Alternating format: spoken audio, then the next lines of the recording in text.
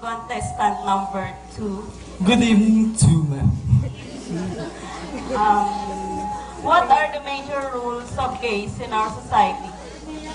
To make the people happy and to make our world colorful. Thank you very much.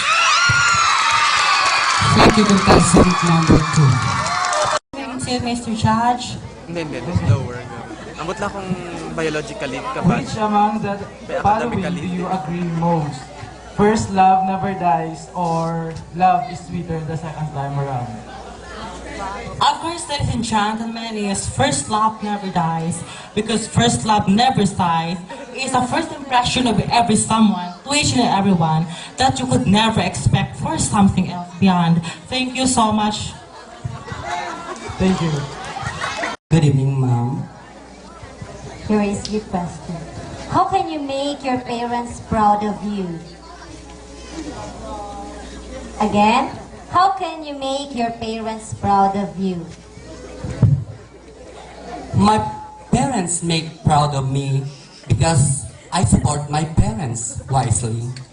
Not only that, all my relatives, all my friends, because I believe in saying that one man is love for the rest of the life. That's all. Thank you. Good evening, contestant number 5. Good evening, ma'am. What are the relevance of pageant like this to you and to the people?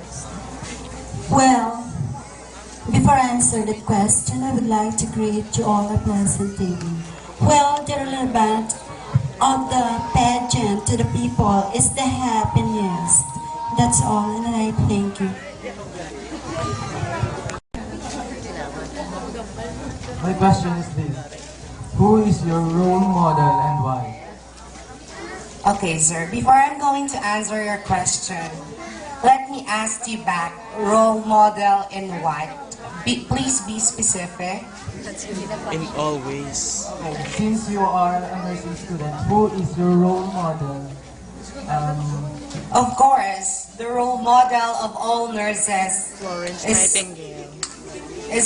is no other than Florence Nightingale, the mother of all nurses. I think you're a nurse, sir, and I think you know that. And I hope you are satisfied with my answer. Are you agree or disagree? I agree, but Can you expound?